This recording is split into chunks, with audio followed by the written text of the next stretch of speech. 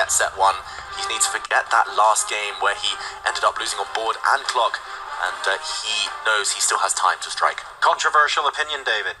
He needs to not forget that last game, not forget set one, because he keeps getting into these positions where he is so under time pressure. He can't afford for that to happen indefinitely. He tried the opening switch up. It worked to an extent. He was doing very well in that last game until maybe move 25 or so. He's taken some steps in the right direction, but we need more. Another controversial opinion, the one game that Alireza won was Magnus's to give away. That was a one-move blunder that happened. Even in that one, Alireza really down on the clock. He finished it flawlessly. Regardless of that, it was incredible to watch the speed and the precision that he brought onto that one. But again, it came down to that one-move blunder. Turn the flip around. Every game that Magnus has won or has drawn, he has been on that driver's seat. He's been on the front foot, putting the pressure from the start until the end. That is true, and taking inspiration from previous games is a key trait for any chess player. You need to learn from your mistakes. I'm going to say it's that move 20 to 30, move 20 to maybe even 35 period where he tanks too much. He needs to trust his instincts there. Even if it is chaos, even if he is worse, Alireza Firouzja has shown he can fight back when it becomes tactical, so he just needs to start from a level footing against Magnus. But I like this opening that we've got because it has the makings of something tactical in the middle game, and that's what Alireza needs to do. Get his kind of position. Yep. Pull Magnus into those muddy waters, into those complications where it becomes difficult to respond, especially if the clock goes low. Now Alireza, he first starts on the left side, then improves his piece on the right side. I'm also expecting him to play in the center with e4 coming soon enough. Meanwhile, Magnus Carlsen with black, he's not willing to rest on his laurels and just kind of consolidate after winning the previous game. This is very ambitious from both sides. White has a slightly further advanced pawn on d5, but black has the connect 4 with a beautiful pawn chain from e7 to b4, and the black knight coming out to the edge of the board. I wonder what the strategies are. It's a bit of an odd kind of piece configuration, I'm going to say, from Alireza. Rarely in this type of structure do you see a double fianchetto from the white bishops. And we've got some rather interesting pawns already on a5 and d5 without additional central support just yet, although e4 can be played. It's really quite aggressive in terms of space grabbing out of the opening here from white. It's interesting. Space monster Alireza Firouzja pushing those pawns forward, but with great space comes great responsibility. I'm sure that's what the quote was. That's exactly the quote. I believe Spider-Man dropped that line, but yeah, you need to back up pawn pushers by controlling space with your pieces. For now, he's behind in development, needs to get his king castled, needs to develop his queenside knight. And early days here, but down on time already. And that's the thing, right? This is not that critical moment where you spend 2 minutes. This has been the surprise of the match so far, just Alireza's pace early on in the game.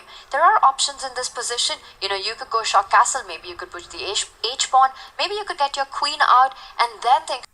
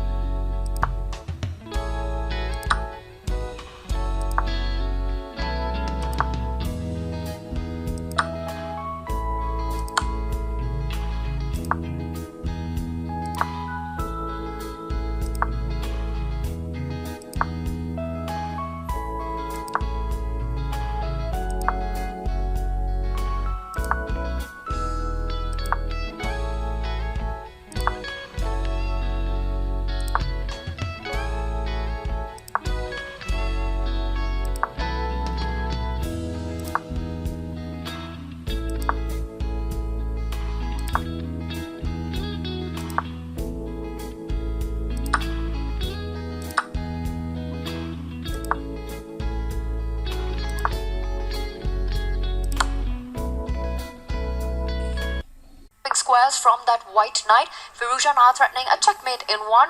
Watch out, move that rook away or defend it. He moves it to the 7th rank, making sure that h7 also remains protected. The white bishop is so ineffective. It's just watching the action happen. There we go, it does retreat in the end. He's aiming to reposition it. I'm not sure exactly where, maybe just on d3 as a defender. But Magnus getting closer and closer with his queenside play. So many problems to solve. I was even thinking about what would happen if white had to play king h2, with the idea of bringing the bishop up to h3 to, trade a bad piece for a good one. But you can't do that because of knight f3 check. It's so frustrating to try and unbind yourself from this position. The queen on h6 stuck, the knight on e3 can't move forward. The bishop on f1, hard to imagine an active square here. Yes, you can go up the board, but no diagonals to cover there. The rook on a1 stopping the a pawn from moving forward. Looks like paralysis for the white pieces in this position. Magnus makes an inaccuracy, but I think you take that, chuck it out the window. It's just a move, passing the ball to Firouzja, knowing that he's reaching the 1 minute mark. Yeah, unless we see a massive swing in eval, let's ignore those board annotations for now. That question mark, definitely because Magnus is playing quick moves for now. Good enough moves. We would call them the 80% type of moves where it might not be the best, but it's good enough not to change the eval at all. And he's only going to wait until Firouzja's down to that 30-second mark again before changing the pace. The black rook retreating again, not creating any damage. He's just passing the ball back to Firouzja, and the red appears. It's bullet time. It's bullet time, and Magnus has an idea. That rook could transfer itself to that left flank behind the a-pawn and start pushing it, which is why Firouzja was forced to bring back the queen, attacking that f6 pawn. Magnus does not repeat this. He's not going to bring his rook back.